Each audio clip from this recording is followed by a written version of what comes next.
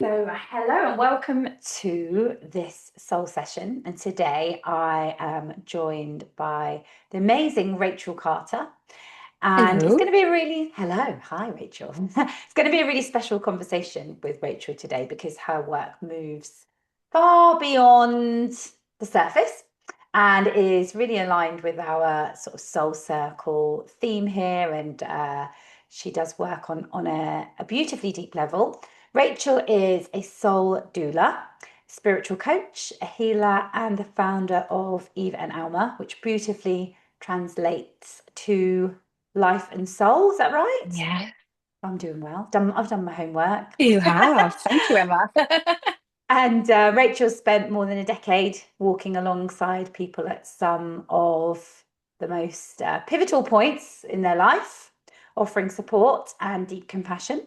And her work blends both spiritual wisdom and emotional care and grounded humanity. And she is somebody that's definitely followed her true calling and her soul's path with her work. So I'm really delighted to have her on today and really dive deep and ask a couple of questions about the work that you do, and some sort of raw honesty around that too. That's I know that a lot of people will benefit from. So, welcome, Rachel. Welcome to our little space here. Thanks, Emma. Thanks for inviting me on. I know it took us a few times to give it a go, didn't it? Because of diaries and mainly my diary. So sorry, but Yeah, I'm glad I'm here. it's all aligned. It's all how it's meant to be. And today it happens to be a full moon. I So, yes. And I was thinking this morning while I was prepping for a little session that Um, it's actually worked out perfectly because we are coming to this end of a cycle. It's the final full moon of Mm. 2025. We're also in a universal year nine, which is the theme that we've been working with, and like the end of a cycle and the beginning of a new. And a lot of your work is to do with the cycles of It life. absolutely is. And I was born under a full moon. It was Wonderful. like 98.9% or something. So yeah. And I'm a Wonderful. Capricorn like you, Em. Yes, We're goats. coming We are into the that goats. season. So We are I the was mountain born. goats. Now we are the goats, the sea goats, and it's really interesting because yeah, the goats we get to they've got that fish tail where they get to dive deep into the emotions, and the goat bit means that we're hardworking. So yeah, I like to take that. I'll leave the Mm. stubbornness and the Oh unwillingness no, to move we'll leave behind. we'll leave our shadows today, Emma. Um, so and I was born under a new moon. So interesting. Oh, Yeah. So both Capricorn, yeah, full moon and new moon. And yeah, I was born yeah. in a Mercury retrograde as well, which I recently found out. So Oh, interesting. okay, yeah. Interesting. Yes. So my fellow goat, I wanted to bring you into this space just because when we first Hmm. met on a retreat day, I think at Merkabah, wasn't it? Yes. And as soon as I met you, I had this lovely connection with you, and you were so Yeah. warm and open, and like I was just drawn to you straight away. And as soon as I found out what it was you did with your work with being a soul doula, I just couldn't get. And I was asking you so many questions Yeah. about it, and I just find it just incredible and what an honor, but also something that's not really for everyone. So I Yeah. was yeah. And as soon as we met, I rushed home and I watched your TED talk, which is Oh, yeah really yeah. cool and about your work. So Hmm. I knew that you were as soon as I launched the membership and started with a podcast that you would be one of the people that I wanted to share and to have this conversation with. So welcome and thank you. Yeah. Thank you. Thank you, my love. Okay, so yeah, firstly, let's just start off a little bit with sort of your journey into the work. Like, what was the first nudge you had to call you onto this pathway? Okay. So this is where my story could probably last an hour, so I'm going to have to give you only snippets. I am going to be writing a book about this, to be honest with you, because it is such a journey. But in terms of the nudge, so I have always been intuitive. I didn't have anyone spiritual around me. So, but I've always had this inner knowing, this intuition, this I've always really followed like this, like my body, there's a sensation in my body that happens that I know that it's come from a really deep place. But I had no one to guide me or explore this with me. I just used to do it. Um, but as you get older, and society starts to condition you more and you get on your career path. And I know we spoke before we came on recording, Emma, that I was in corporate world before and I wasn't unhappy. I'd chosen that path. The mountain goat came in and that was the path I'd chosen and that was the mountain I was climbing, and I was absolutely genuinely happy until the reason why I was born. I wasn't like, I obviously wasn't meant to be on that path because of, I know we said we wouldn't talk about our shadows, Emma, but actually my stubborn mountain goat meant that when I set a goal, I went after it. I'm not afraid to take action, all of those things. But what that meant was that I didn't see that I wasn't on the path that I was meant to be, I was born for. I wasn't on the wrong path because everything that I learned from the path before has helped me in this part of my life. So there was no regrets at all. It wasn't like I was being ignoring signals and too scared to do anything. It's like I wasn't receiving them. But because of who I am, because of how stubborn I am, because when I commit, I commit. um, I use the word the universe because it's quite universal, literally. Mhm. But please, I know everyone has different language for this. My language is divine, actually, but everyone's different. So the universe decided it was time, and they have to do it in dramatic, like a dramatic fashion, because I wouldn't have probably, because I was so committed to my path, I wouldn't have probably noticed. So, um, yeah, I went through massive life changes. I actually went through a period of real significant trauma. Physical, I lost my career, I lost my physical. I used to be an athlete, and now fitness is no longer accessible to me at all. So it's like I lost a lot.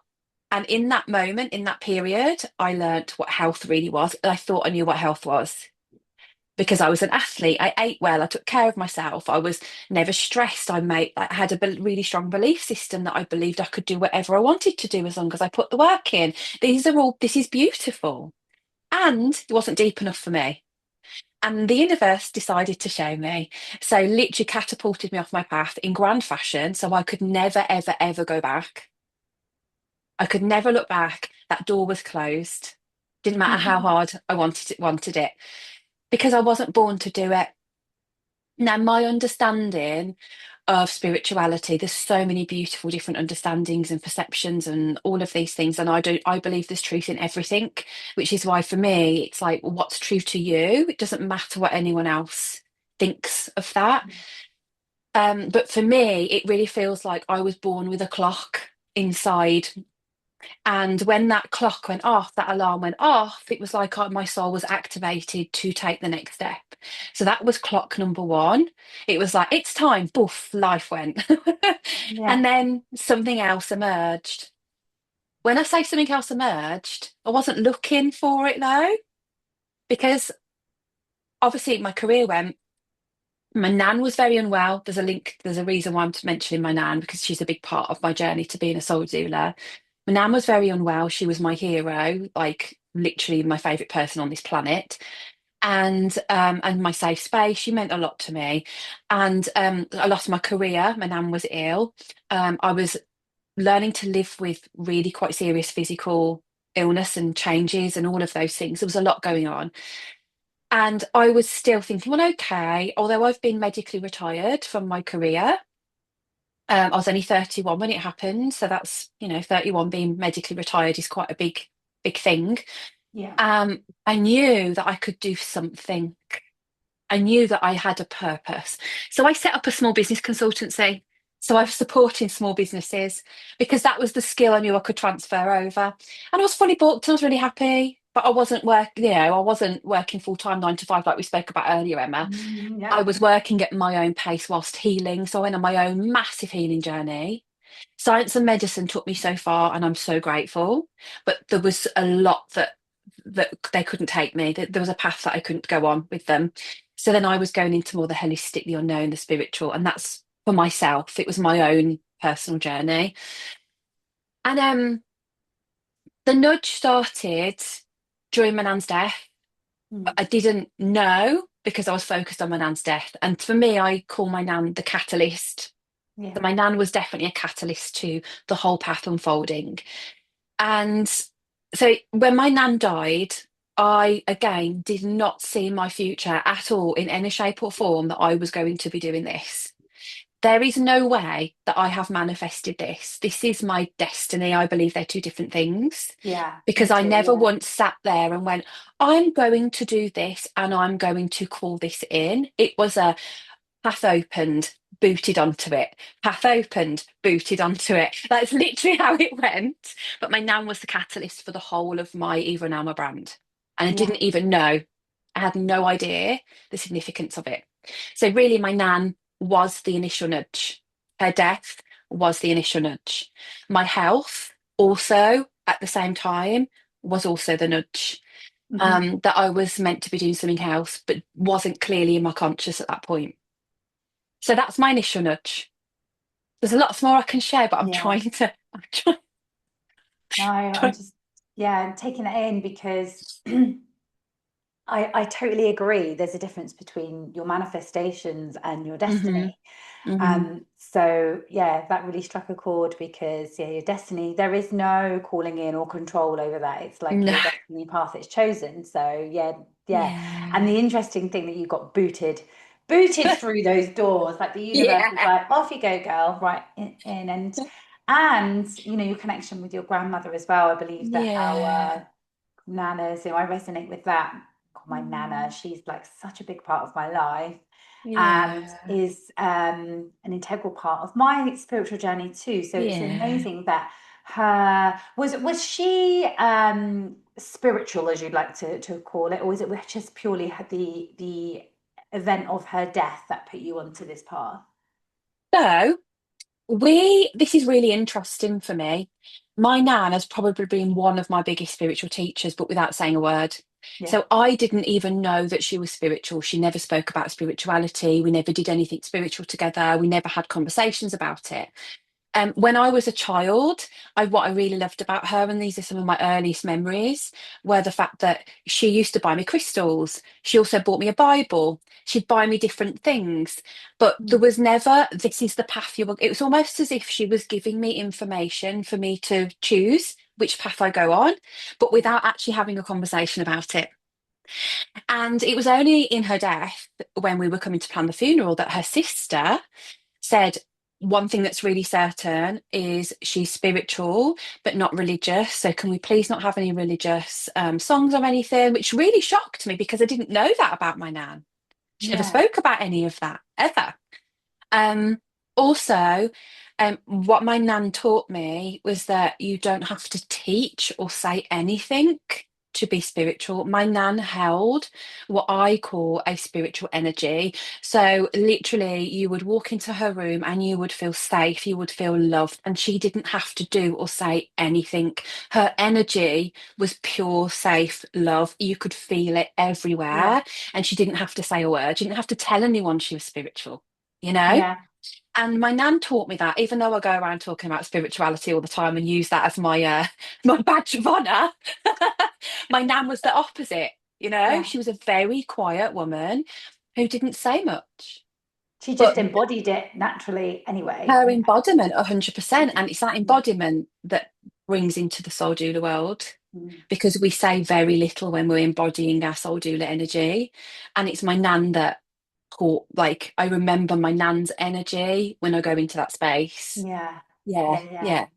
And in her spirit form, she's probably working alongside you as well, isn't she? She's probably nudging you Well, it's along. interesting, you'd think. But that little elusive minx doesn't come by very often, Emma. My mind would absolutely, of course, believe that she's there, Mm. but energetically, she's not. But that No. doesn't mean anything. And it was literally, so she died in 2012. And so a long time ago, and I haven't had any connection with her that Yeah. I'm aware of. Doesn't mean I don't think she's looking out for me. It means I don't feel her. Like when I work with guides, my nan's never come through, Yeah. even though you'd think she would be the one that would be there all the Yeah. time.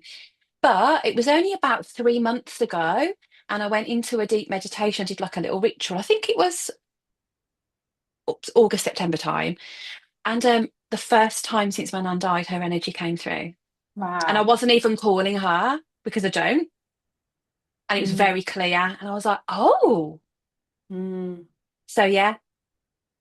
Maybe because you didn't need her to be so close. There's a couple of things because a Mm, couple of the ways that I sort of learned, and different schools of thought along spirit that is very close to you.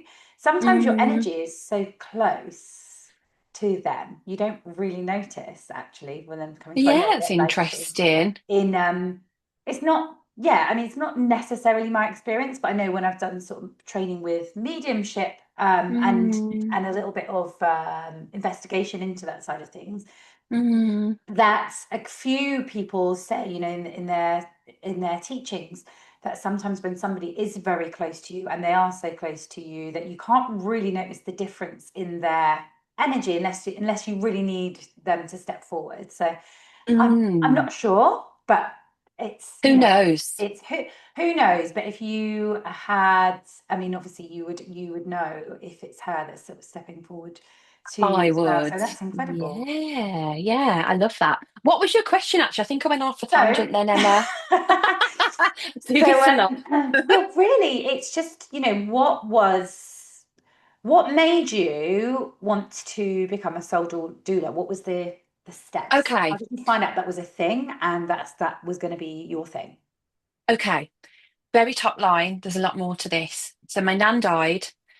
I made a conscious decision that I wanted to. My nan ended up dying in my local hospice. She wanted to die at home, wasn't possible, died in the hospice. They were amazing. I decided on behalf of the family to pay thanks back to the hospice. It was at a time when I was still recovering from surgery. I wasn't able to go back to my career, so it hadn't officially been retired yet. But I was in this transitional space of being well enough to do something, but not well enough to go back to my career. So I spoke to my ex-employer at the time and said, I really want to try and do some volunteering. How do you feel about it? They said it was a brilliant idea because it's really good to get you, to get you back into some sort of routine. And I really wanted to do it. I really wanted to do it to say thanks. And interestingly enough, I ended up volunteering back at the local hospice in inpatients, which is not what I just wanted to pay thanks to the hospice. Mm. I didn't choose where I was going to go. I was put in that space. And it was about 6 weeks after my nan died. And a lot of people would say, well, that's a bit soon, because it was probably the most significant death I've ever Mm. experienced because of the level of closeness that we had. And but actually I got a lot of comfort from it and I was meant to be there. So So you were it with her when she passed to started. spirit, yeah? Yes, Hmm. yeah. My nan ended up having the death she wanted. She was a matriarch and she had all 14 of us around that bedside, and I thought that was normal. Turns out it's not. So she got what she wanted. And I just literally went to pay thanks and ended up sitting with patients, talking to them, making tea for them if they were conscious, just being in the energy of death. And it was really, really fascinating. I was only doing a shift a week, one shift a week as a volunteer. I genuinely thought I'd be there for a few weeks, if that. And that journey took me to um, being guided by a medium who didn't know me, who had lots of messages from the people that I'd supported through their death, that I needed to look into this work. Mm. And like I said, I had actually got this lovely little small business there that was fully booked and really fulfilled in. I wasn't looking for anything else. But as soon as this person said it, my body, I said at the beginning, that body, that soul pull, which is very unique to me, like I know what that is, it just reacted. And I was like, oh, like what is this? What's going on? Um, and I ended up looking up online and found a professional training. And it just, I didn't even look at the syllabus. Bear in mind, I did not even have the investment available. But the universe provides when you're on that, you know? Yeah. Hmm. And I didn't even look at the syllabus. I didn't even know what I was doing, but I knew I was meant to be on it. So I just literally booked, went on the training. I literally knew I'd come home to myself. Like I never felt so comfortable. It's like I was remembering all of the skills I already know and was being reminded by this incredible teacher. And then that developed into lots of different trainings, and I was still at the hospice. And then that then developed into 2019. I became the first official doula on a hospice spiritual care team in the UK. So that was a Wow. big accolade. Um, so that was great. And then I ended up doing my TED talk. And then, no, sorry, then I ended up now have my accredited training program. So that was 11 years of supporting hundreds of people. And I had no intent, again, Emma, I had no intention of launching a training program. But I went into my meditation space one day because I do that a lot. I go into meditation and I got that download that was so clear. I tried to Yeah, fight it, but you can't fight it when it's that strong. yeah, So I launched my accredited training, and I say the word accredited not because it means it's better, because my training wouldn't have changed even if it wasn't accredited. I got it accredited because I know it helps the doulas if they yeah. choose to go into healthcare. Hmm. That's the only reason, and it's unfortunately an ego tick box.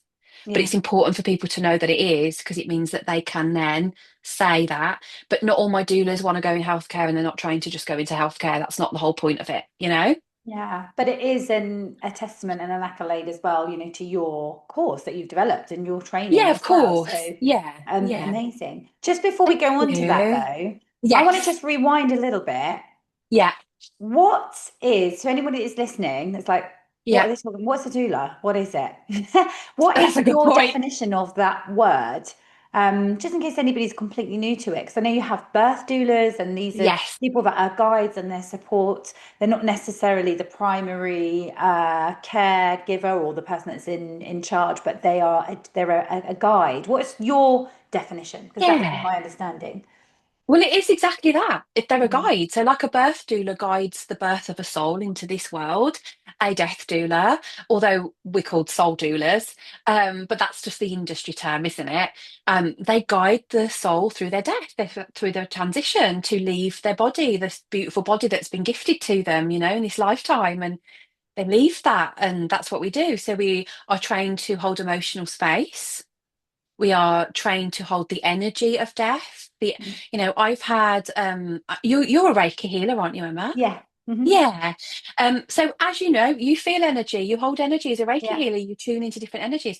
The energy of death is so powerful, it can Yeah. knock people off their feet. So my doulas are trained to be able to hold that without being knocked off your feet. Yeah. Um, we're trained for spiritual. So we step in as well. We're trained for what's called total pain.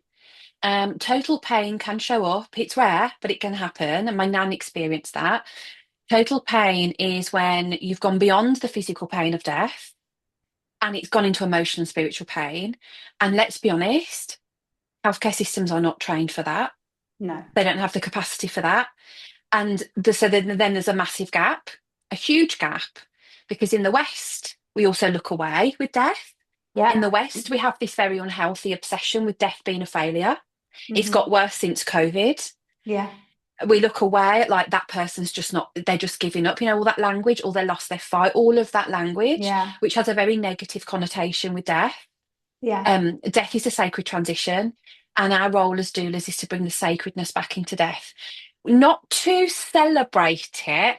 If we're working with someone who knows they're dying, they've accepted it, and they want to celebrate that in that way, then of course we're trying to do that. But death is also painful. So we're trained to hold pain and joy. We're trained to Hmm. hold the pain. We're not here to pretend that death doesn't create grief. Grief is part of the human experience. Grief Hmm. isn't a disease that you cure. Grief isn't a weakness that we've so told everybody it is. It's another transition. It's growth. It's because you've loved, and that's what we're here to do. So we bring the sacred back into death without removing grief. We remove trauma.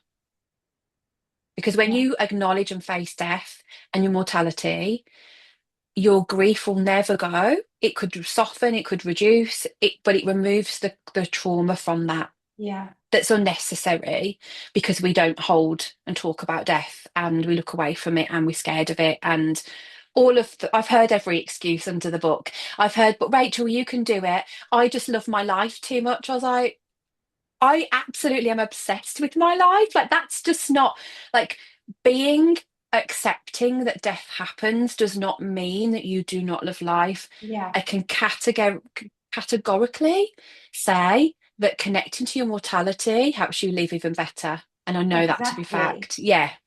Um, just a term that came up recently, well, sort of this year, that I've kind of connected with was mortality motivation. And Mm. the knowing that this particular journey, like no matter what has happened to our soul, I believe that they're eternal. Yeah. And but this particular journey in this particular body, just that mortality motivation should actually inspire you to do so much more in life as well. It's a positive thing in some ways, to think that Yeah. actually this could end tomorrow. Yeah. So what are we gonna do? We're gonna worry about all these little things that are taking up all our energy, and what other people think of us, and what we should be doing and shouldn't be doing, and living in a box for somebody else, or are we going to make the most of everything Mm-hmm. as well? So this Mm-hmm. yeah, it's beautiful what you're saying, and so true that we 100%.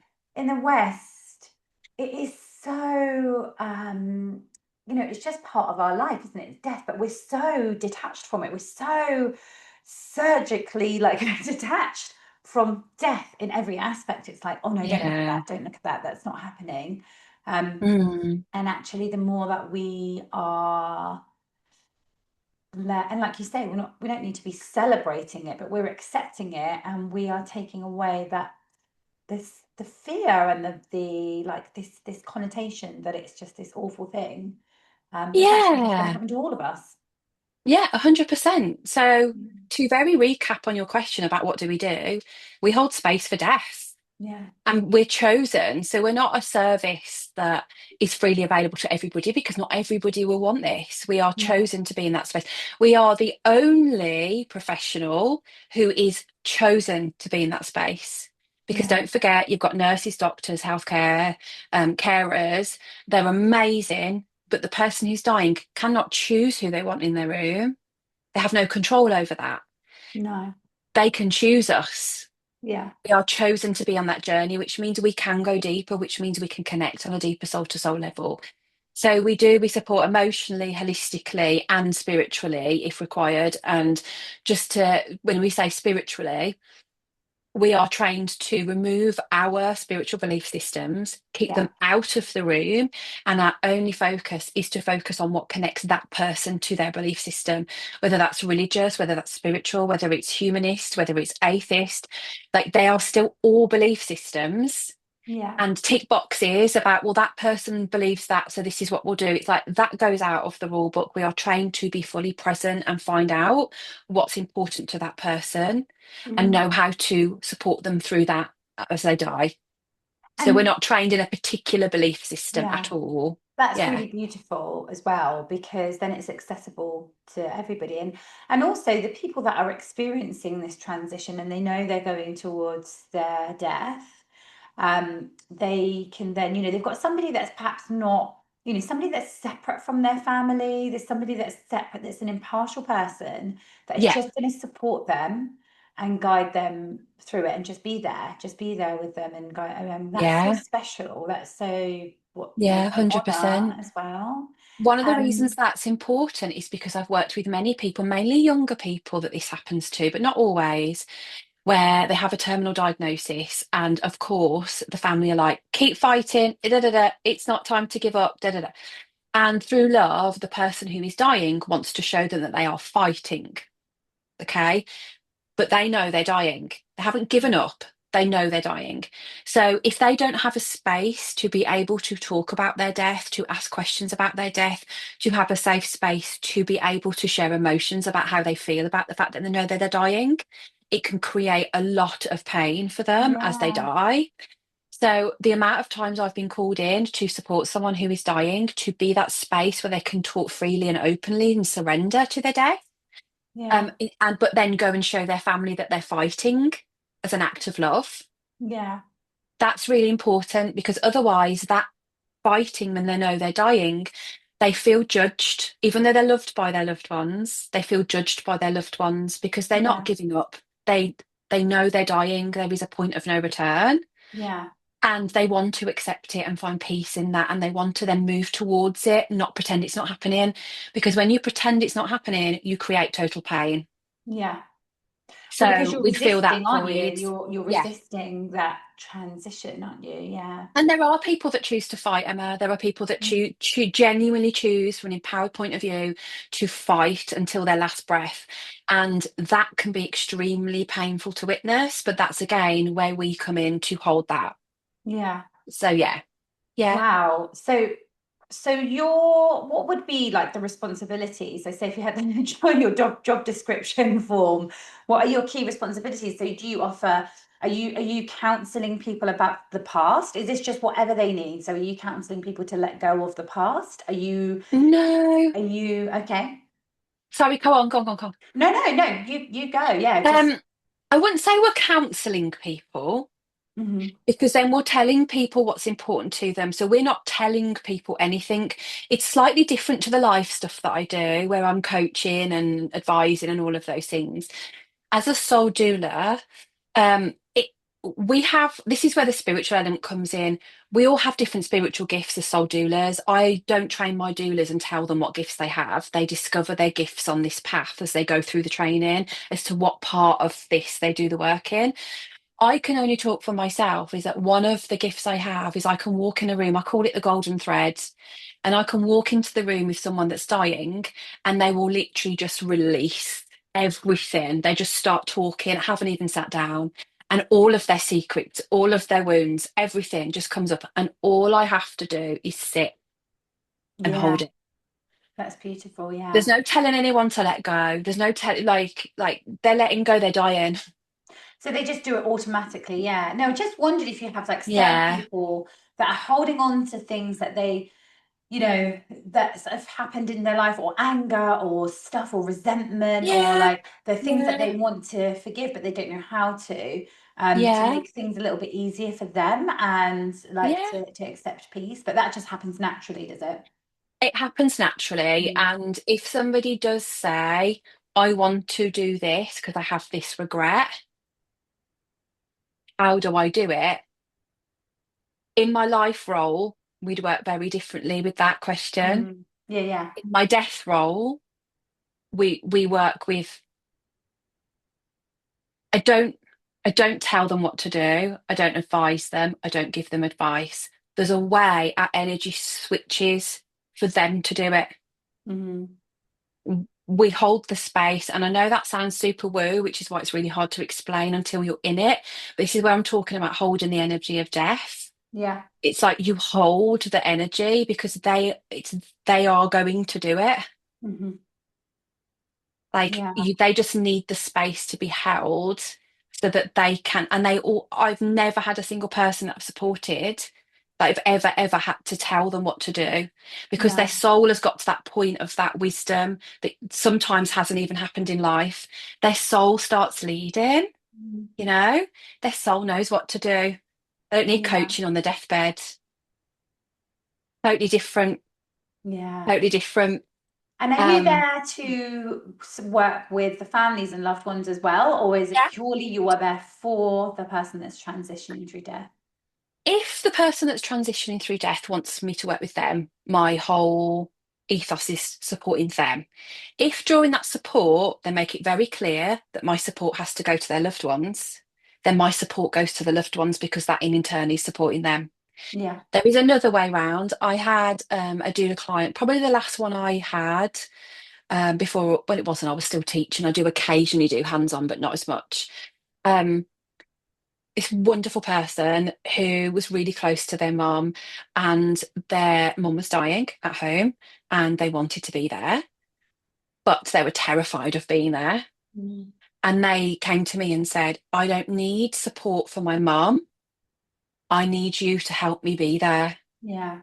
So my work was with that person so that they could be in the space, so that they could, because their words to me, if I am not there, this will be the regret of my life, Yeah. but I'm too scared to be there. So my work was with that person, and that was my role as a doula. And that in turn is helping mum, right? Because then she's getting 100%. the support that she can't offer 100%. her. So Yeah. so beautiful. And like, like I said to you at the beginning, it's not everybody that would be able to do something like this. No. And um a lot of people would assume that it's like a really morbid, horrible, harsh, Oh, like, you would, yeah. wouldn't you'd have that Yeah, assumption of like, oh, course. why Yeah. would you do that? But I mean, what to me, I just, as soon as you told me, we spoke about it, I was like, wow, I didn't even know this existed. Yeah. I've been with people that have been passing in Yeah. a very clinical situation. And although those palliative care nurses are incredible They are. and that they are so good, and you've got all these different, you've got your bereavement counselors, and you've got your Macmillan, and you've got your, the hospice care, and you have all of these, and they are amazing. But to have somebody that's completely impartial and is there to offer what you're offering is really different, isn't it? Because they're there from a Yeah. clinical, obviously there Yeah. to support and help you, but it's more Yeah. of it's a clinical process, isn't it, Yeah. really? Yeah. Yeah. There's quite a few things there to speak to actually about that, Mm. Emma. Gosh, where to start? So the one about being morbid, you'll have to Yeah. remind me what you've said in a minute because I'll forget. It's so, believe it or not, it's the least morbid thing you'll ever do, holding the energy of death and being in that space. I can tell you, people who are dying over the years have been my biggest, greatest spiritual teachers, and any spiritual teacher on this planet. You get to see genuinely firsthand what is really important in life, not just read it in a book. You actually get to embody it because you see what happens when people's life genuinely flash beyond before their eyes constantly. You get to understand the energy, you get to feel it. Um, just sidetrack slightly. I know I talk about how we professionally help each other, but actually, the Soul Doula program is rooted in personal transformation. So, a Hmm. lot of doulas have done it because they're on a spiritual journey, they're on a transformational journey, and know that they want to look at the mortality and they want to do that as part of their growth. And they want to do a level of self-care and self-development that isn't available on the surface.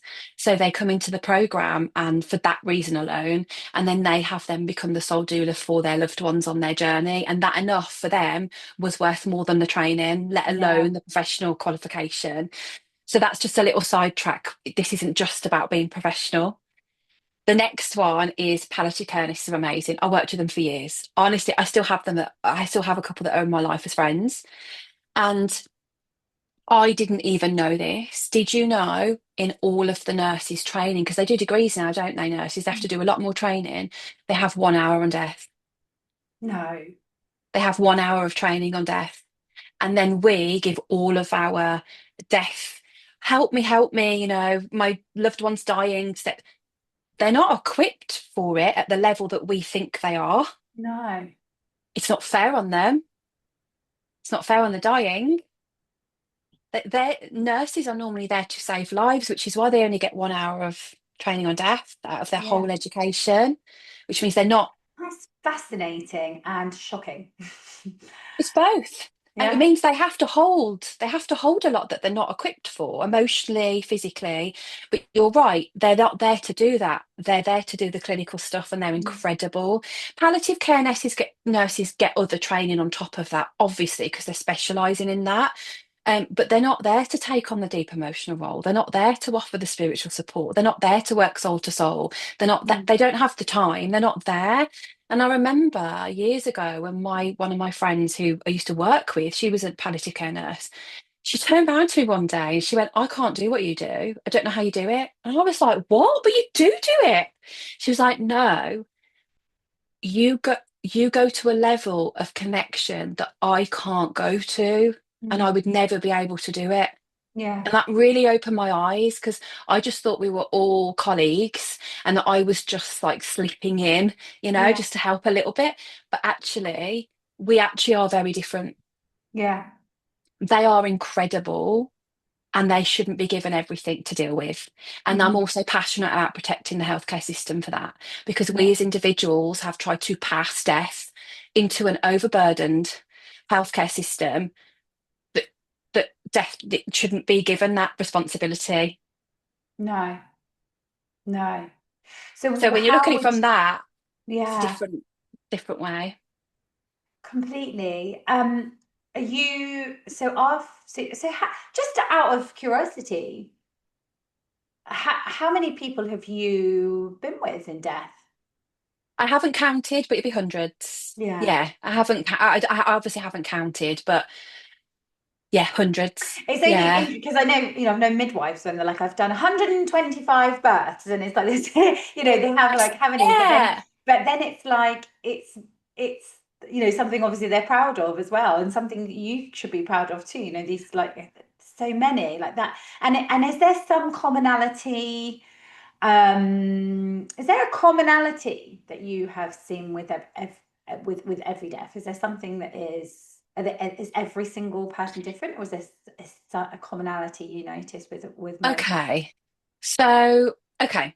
So the first one about the numbers, it's easy for a midwife to count because they have to literally chart and document everything, don't they? Yeah. So they can just look back. Like we don't work clinically, we don't work in that system, Yeah. so we don't have access to all of that information. So it is slightly different. However, going back into the commonality thing, every death is different. Mm. I would say nearly all deaths are peaceful, so that Hmm. actually that fear really doesn't need to be there. Death is inherently peaceful. It's a peaceful transition. Just like birth, there could be some births that have a lot more like stuff come up, a lot more pain, a lot more support needed, but there will always be peace at the end of it when that little one, it's Hmm. still, there's a predominantly peaceful ease about it. Um, but most deaths are peaceful. It's normally the build up to it on how much fear someone's holding, how much regret someone's holding, how supported and loved they are in that moment. That's normally what comes up, any secrets that they've kept hidden for their whole life. It's the total pain part that Mm. causes anything else. Obviously, you do have, if someone's dying of a disease, and that disease can cause physical problems that aren't very pleasant, but the death itself, it's the disease that's causing that, not death. Yeah. Yeah. Yeah. So that can always be a little bit more complicated. Um, so similarities, no, every death is different. There are a few things that I've witnessed that there are some common threads which I will never share because I will never want to plant that into anyone's psychology because for me that is such a beautiful thing to witness. That for Okay. me that was always evidence that something existed Yeah. beyond what we know. And because it's so profound and so beautiful, I would never want to plant that into anyone's psychology because then you'll never know if it ever happens to you, whether it's real or not. So I would Yeah. never, ever do that to anybody. But there are some common threads spiritually, which is really beautiful, but not with everybody. But that doesn't mean that the people that haven't had this common thread are going, like, it doesn't mean anything. There's just Yeah. this little common thread that I've seen. Yeah. But every death, the energy of death is different because we all hold our own personal frequency, our own vibration, which means the energy of the death of that soul isn't going, So it is different. going, Yeah. it isn't going to be the same as anyone else's. Yeah. Yeah. Yeah, absolutely fascinating because it is just, it's an amazing, just the great unknown, isn't it? It's like the big It question we have is. through our whole life is like, what happens? What happens? And Yeah. it's still something that we don't know, but it's something that Yeah. you're witnessing and you're watching that. It's something that we all have our own Yeah. take on. It's something that Yeah. every single religion argues about and Yeah. what's going to happen. But my ultimate belief, and I know that yours as well, that we are eternal and our energy doesn't die. Energy doesn't die. It transforms, doesn't it, into something else. What the Yeah. specifics of that is or are, we don't know. But I think it's Yeah. so refreshing to have this conversation, and the work that you're doing is incredible because there are many people that actually would be fantastic at doing becoming a soul doula, or there's a lot of people that would 100%. be lit up by like, wow, I can feel, and how amazing would it be if we had loads more people involved in this work as well, and that every single person had a soul doula with them, every person that had a terminal illness, or they knew to guide them through, rather than have forms and charts and medication and tick sheets, and and have somebody that just holds the energetic space for them and helps to carry them through into the next part. I just think it's Mm-hmm. beautiful. Mm-hmm. Which leads me to just a couple more questions about the soul doula work. I Okay. know there's other things that you do, Yes. And so we'll have a quick chat about that before we close. I know that we could literally talk about this for ages, and I know that I know. when this and I suppose you get questions all the time about it, and I know that there'll Hmm. be a couple of people in the membership as well that will really appreciate this conversation too, Hmm. as well as when it goes onto our podcast. So we'll talk about how people can reach out to you.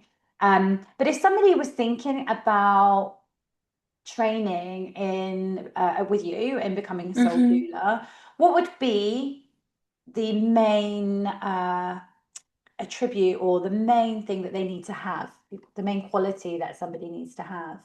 Okay. So this is one of the main reasons why I do a pre-assessment.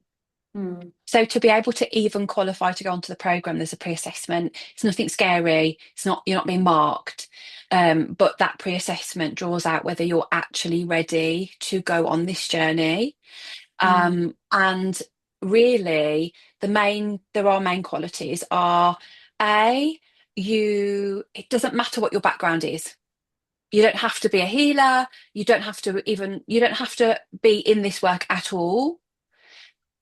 I've got people from all different walks of life that do this.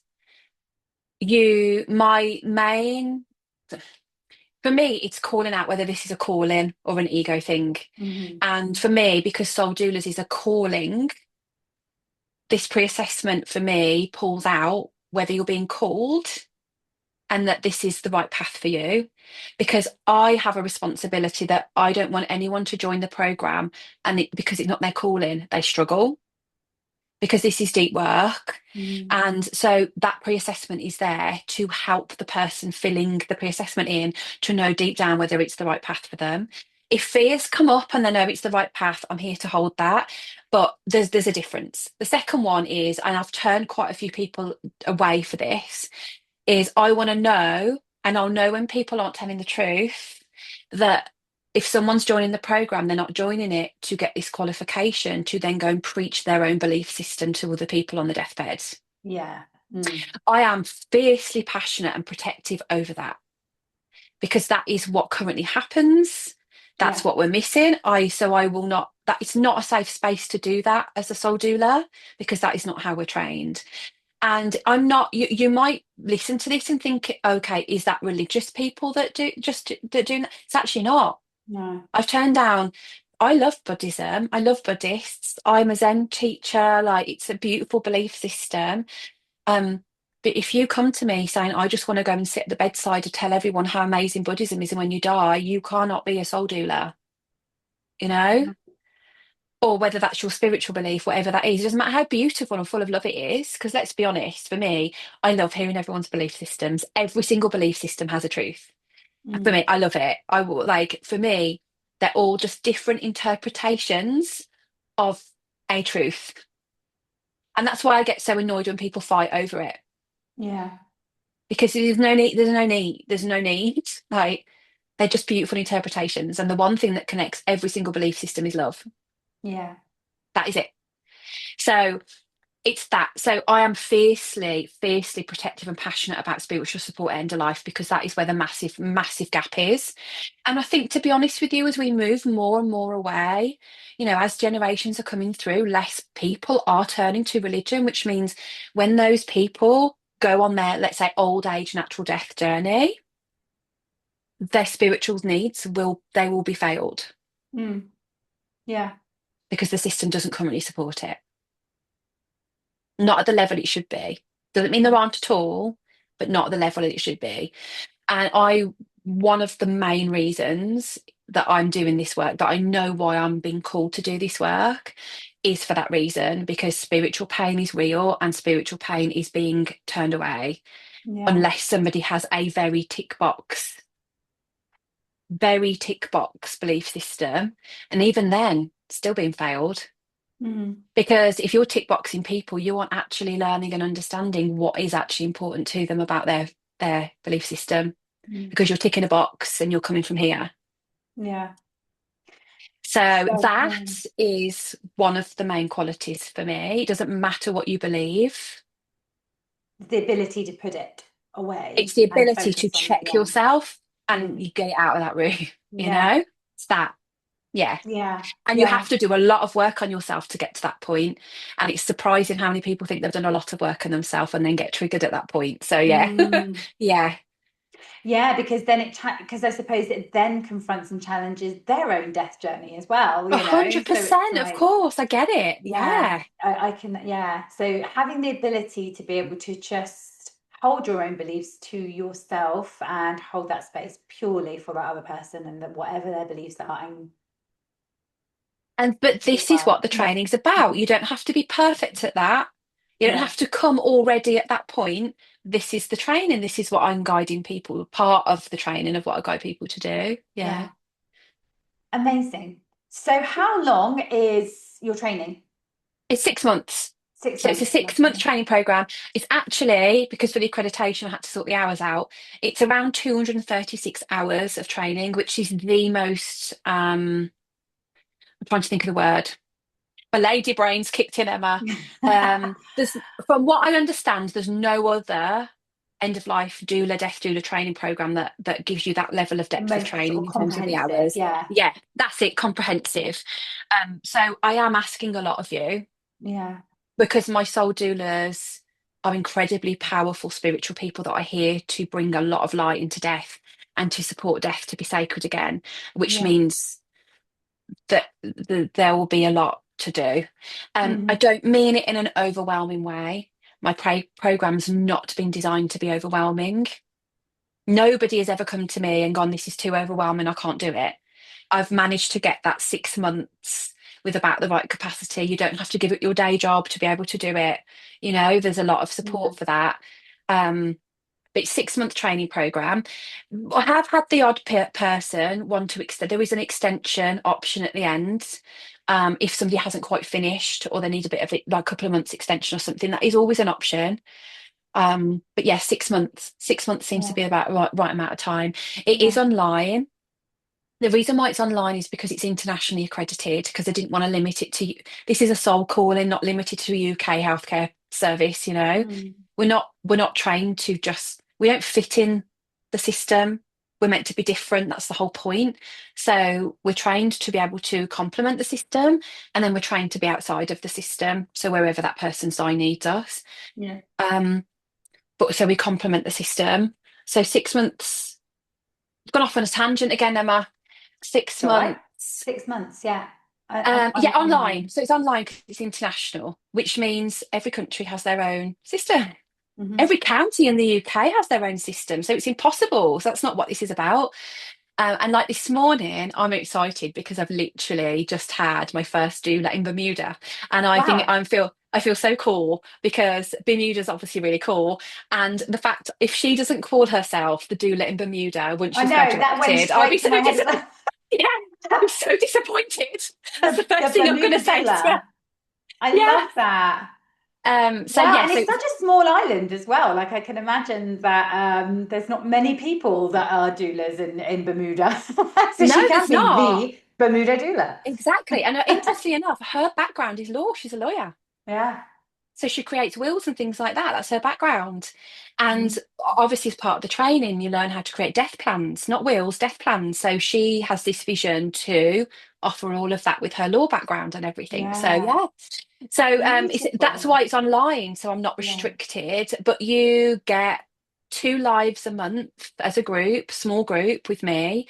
And those lives are to, if you're stuck on anything in the training, if you want to reflect on anything, ask questions, connect with anyone that wants to come who's part of the doula group.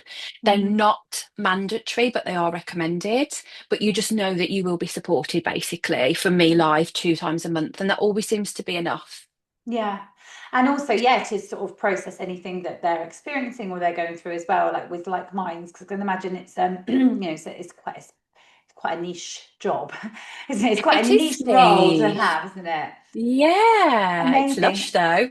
I've loved this. Talk to me a little bit about, I know there's some other things that you do. I know that with Eva and Alma, you do some other, you do your life coaching, Yeah. and you do some other little bits. So what else is in your world apart from the amazing Okay. work that you do with the people transitioning? Okay, well, just sticking briefly with the end of life soul doula path, I do Hmm. actually have an like it's an offering called Mortality Circles, and it's literally 33 quid. And you can go on and you can purchase this like PDF with 4 different videos that teaches you how to hold circles and have conversations around death. And that doesn't mean not a professional training, but people have done it to go and have those conversations with family or, and it helps you talk about conversation about death. I'd say Yeah, start there because if you can't talk about death, you can't jump from that straight to being a soul doula. So yeah. it's a nice little way to start holding the energy of death and being able to talk about it. Yeah, because so many people get it's. I mean, I've been in situations like that as well, and I've been on both sides, trying to talk Yeah. about death and not wanting to talk about death, and the elephant in the room, and having that conversation and making it easy, to just be, a part of life. And I can imagine that lots of people, especially with different, what your belief systems have been, your programming's been through life, especially different religions that are quite strict on this is what happens, or people bat it away and they don't want to talk about it. So yeah, what an amazing introduction to be able Mhm. to do that and have a death circle and just chat freely about it. Yeah, yes. It's called Mortality Circles. Boom, boom. Like to be a bit think on Love it. creative. Like the Um, fun.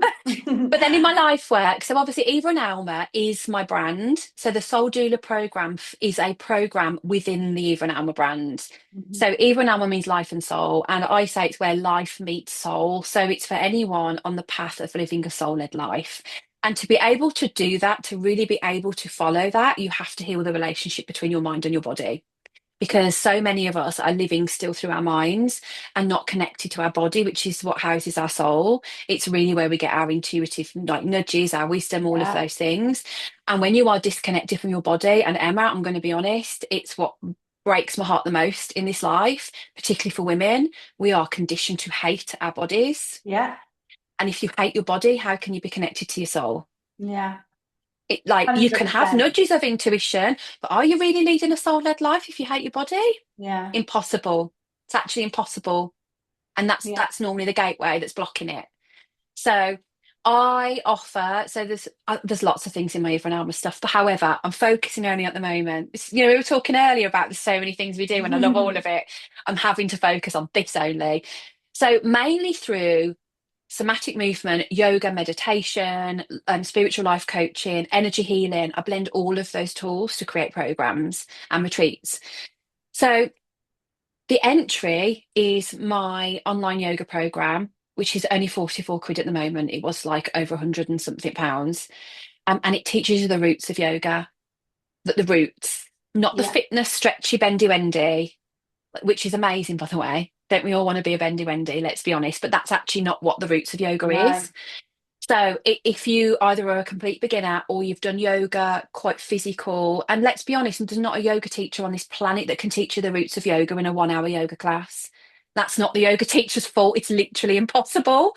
So if you want to understand like the energy of mountain pose, why is it called mountain pose? What are you meant to be connecting with when you're in it? yeah, Even at that level, the 5 layers of self, the koshas, like meditation, what is the roots of it? Like, if you want to deep dive into the basics of the roots of yoga, then there's that. It starts you wonderful. off at connecting the mind and body. It's a really good, it's union. Yoga means union, isn't it? Hmm. Union of mind, body, soul. That's what we're doing. So it's a good start. And then I've got my online retreats called Soul Sanctuary Sundays. And I do actually have one this Sunday, which is the 7th of December. I'm not sure where this is going out. So, but I'm having them every month. Yeah, So they're a whole day where you don't even have to leave your home. You can create your home into a sacred space. Because for me, you don't always have to go somewhere to be able to connect to your inner world.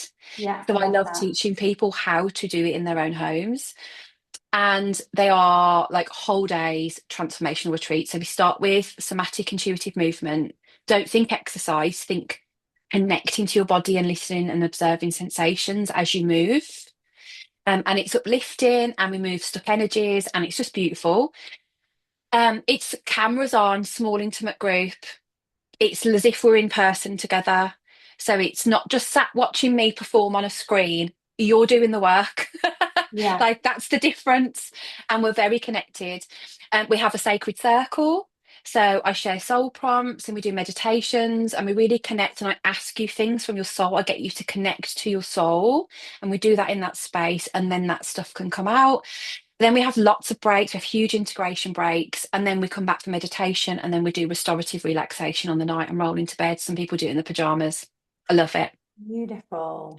I love So that. yeah, so that's that, and that's a membership or a drop in. So you can drop in and pay for one, or you can join the whole annual membership where you get a retreat a month. I love that. What a fabulous idea. Thank Yeah, you. I love to work online. Most of my work is online at the moment, but Yeah. why not have a retreat at home? Like, and it makes it so much more accessible for people.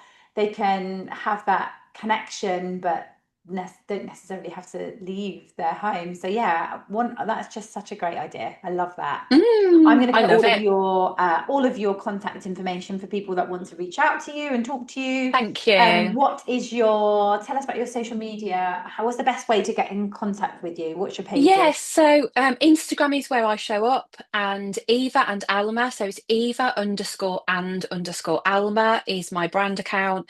Um, I do occasionally talk about soul doulas on there, but I did separate soul. So there is a soul doulas Instagram as well. But really, it's because I wanted a home for soul doulas. But it's not a separate business; it's just a program within Eva and Alma. So Eva and Alma is my main brand, and you can connect with me on there. I do actually have a link for a free body scan meditation in my bio as well. So there's links in my bios for some of these things. Yeah. Yeah. I will pop that link underneath this in our membership so that people can Thank just you, go to love. that link. And obviously, when this goes out on our podcast as well, so people will be able to find you. But I've absolutely loved this chat today, and I really appreciate it. I really love, it's just so refreshing just to talk about death, just to talk about it, in a grounded way. And the more we sort of take away all this fear and this detachment from it, the more at Mm. peace we can be in life as well, and we don't Hmm. have this, we're also this big fear of death and dying, but to hear your experiences and your passion for it and everything you Mm. do has been incredible. So thank you. Thank you for having me on, Emma. And we will see you soon. Mhm. Take care.